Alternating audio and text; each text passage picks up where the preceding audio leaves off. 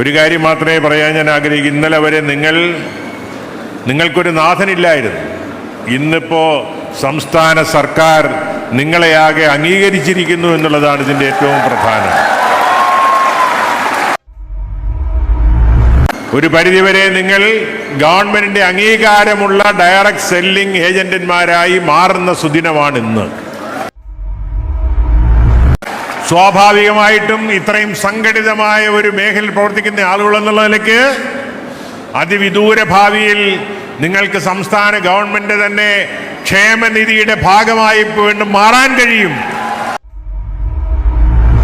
ലോകവ്യാപകമായി കോടാനുകോടി ആളുകൾ ജോലി ചെയ്യുന്ന, അന്തസ്സായി ജോലി ചെയ്ത് ജനങ്ങളെ കബളിപ്പിക്കാതെ ഉത്തരവാദിത്വത്തോടെ ജോലി ചെയ്ത് ജീവിക്കാൻ തയ്യാറെടുത്തിരിക്കുന്ന നിങ്ങളിൽ ഓരോ ആളുകളെയും അഭിവാദ്യം ചെയ്തുകൊണ്ട് നിങ്ങൾക്ക് നിയമത്തിൻ്റെ പരിരക്ഷയ്ക്കകത്ത് നിന്നുകൊണ്ട് ജോലി ചെയ്യാനുള്ള, ആരോടെയും ഔദാര്യമില്ലാതെ ജോലി ചെയ്യാനുള്ള അന്തസ്സായ ഒരു നിലപാടാണ് കേരള സർക്കാർ ഉണ്ടാക്കിയിരിക്കുന്നത്.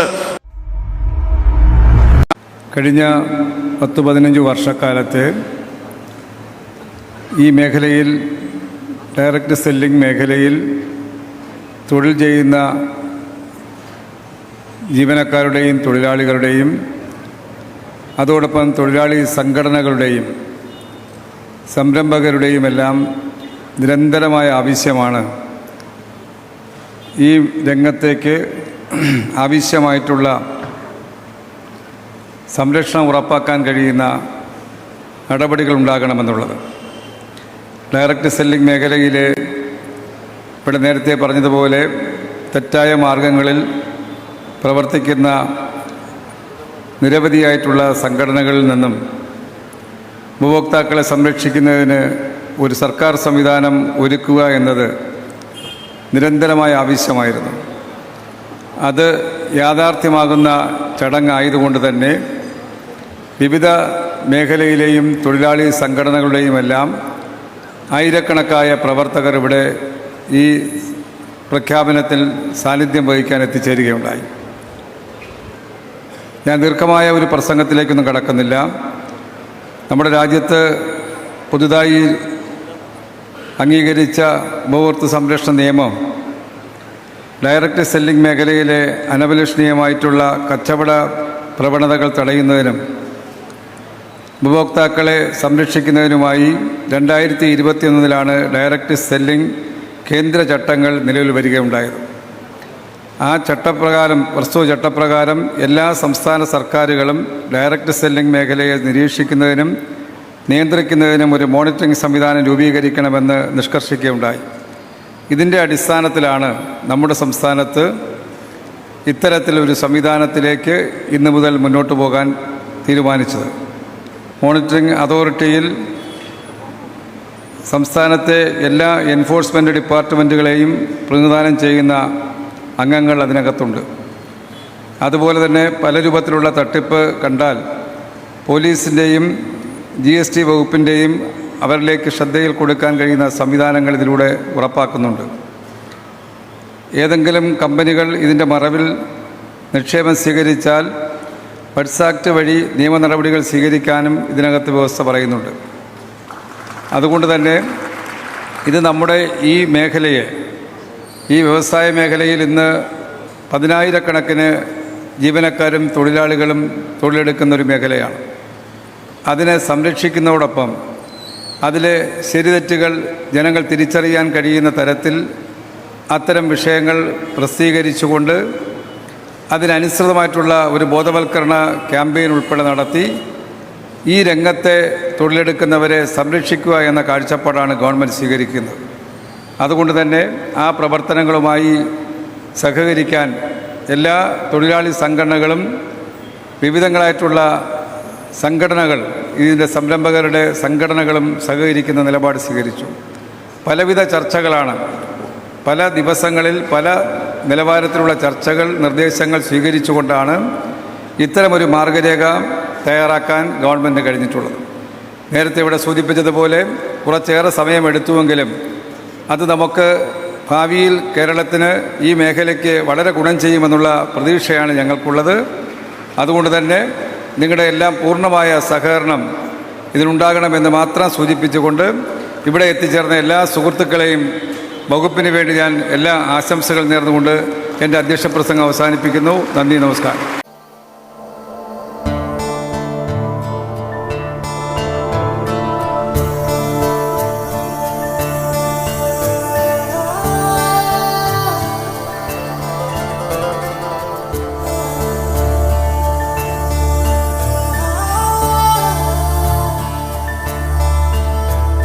മാർഗരേഖ മുഖ്യമന്ത്രി ഭക്ഷ്യമന്ത്രിക്ക് കൊടുത്ത് ഉദ്ഘാടനം ചെയ്യുകയാണ്.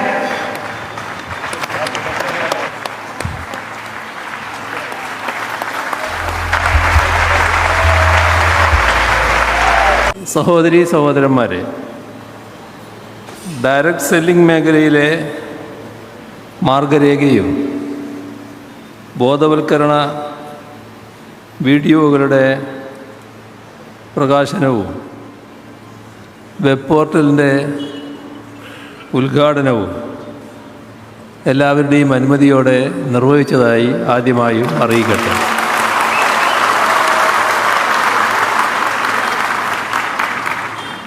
സാങ്കേതികവിദ്യയുടെ വികാസം വലിയ തോതിൽ വർദ്ധിച്ചുകൊണ്ടിരിക്കുന്നൊരു കാലമാണ്.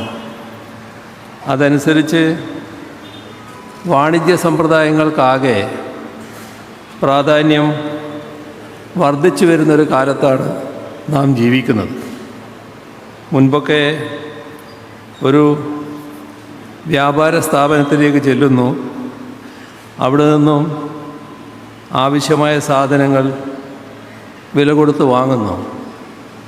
ഇതായിരുന്നു ഉപഭോക്താവിൻ്റെ സമീപനം. എന്നാൽ ഇന്ന് ആ നിലയിൽ നിന്നും ഉപഭോക്താവും വിപണിയും എല്ലാം മാറിയിരിക്കുകയാണ്. ഇന്നൊരൊറ്റ ക്ലിക്കിൽ നമ്മുടെ വീട്ടുപടിക്കൽ സാധനങ്ങൾ എത്തിച്ചേരും.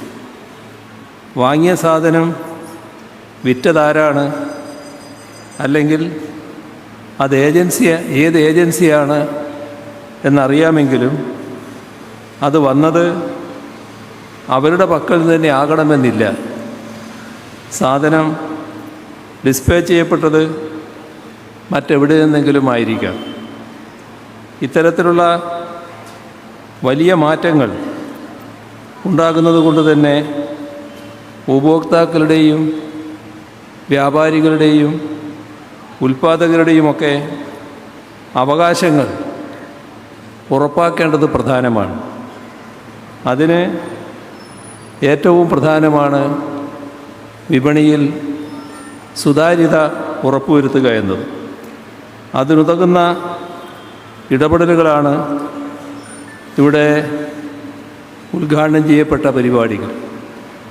ആ നിരക്ക് നമ്മുടെ രാജ്യത്തിന് തന്നെ മാതൃകയാകും വിധത്തിൽ സംസ്ഥാന സർക്കാർ നടത്തിവരുന്ന വിപണി ഇടപെടലുകളുടെ മറ്റൊരു ദൃഷ്ടാന്തമാണിത് എന്ന് പറയാം. വിതരണക്കാരുടെ ശൃംഖല സൃഷ്ടിച്ച് ഉൽപ്പന്നങ്ങളും സേവനങ്ങളും നേരിട്ട് ഉപഭോക്താക്കളിൽ എത്തിക്കുന്ന രീതിയാണല്ലോ ഡയറക്റ്റ് സെല്ലിംഗ്. ഇതിൻ്റെ ഭാഗമായി നിരവധി അവസരങ്ങൾ ഉയർന്നു വരുന്നുണ്ട്. അതേസമയം ഇതിൻ്റെ പേരിൽ നിയമവിരുദ്ധ പ്രവർത്തനങ്ങൾ വർദ്ധിക്കുന്നതായും കണക്കുകൾ സൂചിപ്പിക്കുന്നു. ഇത് കണ്ടുകൊണ്ടാണ് 2018 സംസ്ഥാന സർക്കാർ ഡയറക്റ്റ് സെല്ലിംഗ് മേഖലയ്ക്കായി മാർഗനിർദ്ദേശങ്ങൾ പുറപ്പെടുവിച്ചത്. ആ മാർഗനിർദ്ദേശങ്ങൾക്ക് നിയമപരമായ പ്രാബല്യം കൈവന്നിരുന്നില്ല. പിന്നീട് കേന്ദ്ര സർക്കാർ പുറപ്പെടുവിച്ച ചട്ടങ്ങൾ പാലിക്കുന്നുണ്ട് എന്ന് ഉറപ്പുവരുത്താനായി ഒരു മോണിറ്ററിംഗ് മെക്കാനിസം രൂപീകരിക്കാൻ സംസ്ഥാന സർക്കാർ തീരുമാനിച്ചു. ഇതിൻ്റെ ഭാഗമായി ഈ രംഗത്ത് പ്രവർത്തിക്കുന്ന കമ്പനികളുടെയും ട്രേഡ് യൂണിയനുകളുടെയും അഭിപ്രായം ആരാഞ്ഞതിനു ശേഷം പുറപ്പെടുവിക്കുന്ന മാർഗരേഖയാണ് ഇന്നിവിടെ പ്രകാശനം ചെയ്തത്. ഡയറക്റ്റ് സെല്ലിംഗ് മാർക്കറ്റിംഗ് രംഗത്ത് പ്രവർത്തിക്കുന്ന കമ്പനികൾക്ക് ഈ വെബ് പോർട്ടലിൽ രജിസ്റ്റർ ചെയ്യാം. ഈ വെബ് പോർട്ടൽ മുഖേന ഉപഭോക്താക്കൾക്ക് ഈ രംഗത്ത് പ്രവർത്തിക്കുന്ന അംഗീകൃത കമ്പനികൾ ഏതൊക്കെയാണെന്ന് മനസ്സിലാക്കാൻ സാധിക്കും. ഒരു പരിധിവരെ തട്ടിപ്പുകൾ തടയുന്നതിന് ഈ സംവിധാനം ഉപകാരപ്രദമാവും. സംരംഭകരുടെ വിശ്വാസ്യത ഉറപ്പുവരുത്തുന്നതിനും ഉപഭോക്താക്കളുടെ അവകാശങ്ങൾ സംരക്ഷിക്കുന്നതിനുമുള്ള ഇടപെടലുകളാണ് ഇവയെല്ലാം. ഏതെങ്കിലും തരത്തിൽ വാണിജ്യ സ്ഥാപനങ്ങൾക്കോ സംരംഭങ്ങൾക്കോ തടയിടുന്നവയല്ല ഇവയൊന്നും. സംരംഭകത്വ വികസനത്തിൽ നമ്മുടെ സംസ്ഥാനം വളരെയേറെ മുന്നേറുന്നതായാണ് കണക്കുകൾ സൂചിപ്പിക്കുന്നത്. സംരംഭക വർഷം പദ്ധതിയുടെ ഭാഗമായി നാളിതുവരെ 3 ലക്ഷത്തിലധികം സംരംഭങ്ങളാണ് ആരംഭിച്ചത്. ഇതുവഴി ലക്ഷക്കണക്കിന് തൊഴിലുകളാണ് സൃഷ്ടിക്കപ്പെട്ടത്. സംരംഭകത്വ വികസനത്തെ പ്രോത്സാഹിപ്പിക്കുന്നതിനുതകുന്നതാണ് ഉൽപ്പന്നങ്ങൾ ഉപഭോക്താക്കളിലേക്ക് ശരിയായ രീതിയിൽ എത്തിക്കുന്നതിനും കൗണ്ടർ ഫിറ്റിംഗ് തടയുന്നതിനും വേണ്ടി തയ്യാറാക്കിയിട്ടുള്ള ഈ വെബ് പോർട്ടലും മാർഗനിർദ്ദേശങ്ങളുമെല്ലാം. ആ നിലക്ക് വിപണിയെ സുതാര്യമാക്കുന്ന ഇത്തരം പ്രവർത്തനങ്ങളിൽ സർക്കാരിനോട് കൈകോർത്ത് പ്രവർത്തിക്കാൻ എല്ലാ സംരംഭകരും തയ്യാറാകണമെന്ന് അഭ്യർത്ഥിക്കട്ടെ. ഓരോ ഉപഭോക്താവും തങ്ങളുടെ അവകാശങ്ങളെയും കടമകളെയും കുറിച്ച് ബോധവാന്മാരാകേണ്ടതുണ്ട്. അതേസമയം തന്നെ വിപണിയിലുണ്ടാകുന്ന ദോഷകരമായ പ്രവണതകൾക്കെതിരെ പ്രതികരിക്കാനും തങ്ങളുടെ അവകാശം സംരക്ഷിക്കാനും എല്ലാ ഉപഭോക്താക്കളും സജ്ജരാകേണ്ടതുമുണ്ട്. അതിന് സഹായകമായ വിധത്തിൽ തങ്ങളുടെ പരാതികൾ ബോധിപ്പിക്കേണ്ടതിനെക്കുറിച്ചുള്ള വ്യക്തമായ അവബോധം ഉപഭോക്താക്കളിൽ സൃഷ്ടിക്കപ്പെടേണ്ടതുമുണ്ട്. പരിസ്ഥിതി സൗഹൃദ ഉൽപ്പന്നങ്ങൾ വാങ്ങുക, അമിത ഉപഭോഗം നിയന്ത്രിക്കുക, ഭക്ഷണ സാധനങ്ങൾ പാഴാക്കാതെ ഇരിക്കുക, ഇവയെല്ലാം ഉപഭോക്താക്കൾ നിർവഹിക്കേണ്ട കടമകളാണ്. ഉപഭോക്താക്കളുടെ കടമകളെക്കുറിച്ച് അവരെ ബോധവാന്മാരാക്കേണ്ടതുണ്ട്. അതിനുതകുന്ന കൂട്ടായ ഇടപെടലുകൾ ഉണ്ടാകണം. ഈ പരിപാടിയിൽ പങ്കെടുക്കാൻ കഴിഞ്ഞതിലുള്ള സന്തോഷം രേഖപ്പെടുത്തിക്കൊണ്ട് ഡയറക്റ്റ് സെല്ലിംഗ് മാർഗരേഖയുടെയും ബോധവൽക്കരണ വീഡിയോകളുടെയും പ്രകാശനവും വെബ് പോർട്ടൽ ഉദ്ഘാടനവും നിർവഹിച്ചതായി ഒരിക്കൽ കൂടി അറിയിച്ചുകൊണ്ട് അവസാനിപ്പിക്കുന്നു. നിങ്ങൾക്കെൻ്റെ സ്നേഹാഭിവാദനങ്ങൾ. ഒരു നൂതനമായ സംരംഭത്തിനാണ്, അല്ലെങ്കിൽ ഒരു സമ്മേളനത്തിനാണ് നാം എല്ലാം സാക്ഷ്യം വഹിക്കുന്നത്. കേരളത്തിൽ ലോകത്തെമ്പാടും ഓൺലൈൻ വ്യാപാര മേഖലയൊക്കെ സജീവമാകുന്നതിന് മുമ്പ് തന്നെ നേരിട്ട് ജനങ്ങളുമായി ആശയവിനിമയം നടത്തി വ്യാപാര ശൃംഖലയെ വികസിപ്പിച്ചെടുത്ത ഒരു സമൂഹമാണ് ഇന്നിവിടെ ഒത്തുകൂടിയിരിക്കുന്നത്. കേരളത്തിൽ തന്നെ ഏതാണ്ട് 1 ലക്ഷത്തിൽ പരം നേരിട്ട് ഡയറക്റ്റ് സെല്ലിംഗ് മേഖലയിൽ പ്രവർത്തിക്കുന്ന ആളുകളുണ്ട് എന്നുള്ളത് നമുക്കെല്ലാം തന്നെ അറിയാം. ഒരു കാര്യം മാത്രമേ പറയാൻ ഞാൻ ആഗ്രഹിക്കുന്നു. ഇന്നലെ വരെ നിങ്ങൾക്കൊരു നാഥനില്ലായിരുന്നു. ഇന്നിപ്പോൾ സംസ്ഥാന സർക്കാർ നിങ്ങളെയാകെ അംഗീകരിച്ചിരിക്കുന്നു എന്നുള്ളതാണ് ഇതിൻ്റെ ഏറ്റവും പ്രധാനം.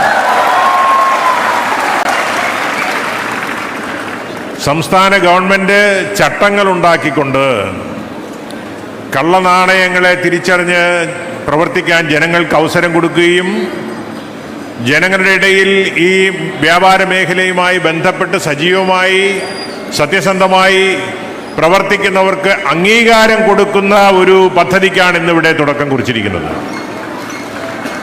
ഒരു പരിധിവരെ നിങ്ങൾ ഗവൺമെന്റിന്റെ അംഗീകാരമുള്ള ഡയറക്റ്റ് സെല്ലിംഗ് ഏജന്റന്മാരായി മാറുന്ന സുദിനമാണ് ഇന്ന്. അങ്ങനെ നോക്കുമ്പോൾ നിങ്ങളെ സംബന്ധിച്ചിടത്തോളം നിങ്ങൾക്ക് ഗവൺമെന്റ് ഒരു അംഗീകാരത്തോടുകൂടി നിർഭയമായി നിങ്ങൾക്ക് പ്രവർത്തിക്കാൻ കഴിയുന്ന ഒരു മേഖലയാക്കി ഇതിനെ മാറ്റിയെടുത്തിരിക്കുന്നു എന്നുള്ളൊരു ചെറിയ കാര്യമല്ല. വ്യാജ കാർഡുകളും വ്യാജ കാര്യങ്ങളുമൊക്കെ അവതരിപ്പിച്ചുകൊണ്ട് ജനങ്ങളുടെ ഇടയിലേക്ക് കടന്നു പോകുന്നവർക്ക് ഇനി അങ്ങനെ അനായാസം കടന്നു ചെല്ലാൻ കഴിയില്ല എന്നുള്ളതാണ് ഇതിൻ്റെ ഒരു പ്രത്യേകത. സ്വാഭാവികമായിട്ടും ചട്ടങ്ങൾ ഉണ്ടാക്കി കഴിയുമ്പോൾ ആ ഒരു ചട്ടക്കൂട്ടിൽ നിന്നുകൊണ്ട് പ്രവർത്തിക്കുന്നവർക്ക് മാത്രമേ ഈ മേഖലയിൽ അംഗീകാരത്തോടെ പ്രവർത്തിക്കാൻ കഴിയുകയുള്ളൂ. ഒരു ഐഡന്റിറ്റി ഉണ്ടാകും. ജനങ്ങളെ സംബന്ധിച്ചിടത്തോളം ഇന്ന് പല കമ്പനികളുടെയും പേരിൽ വരുന്ന ആളുകളെ എങ്ങനെയാണ് മനസ്സിലാക്കേണ്ടത് ജനങ്ങൾക്കും അറിയില്ല.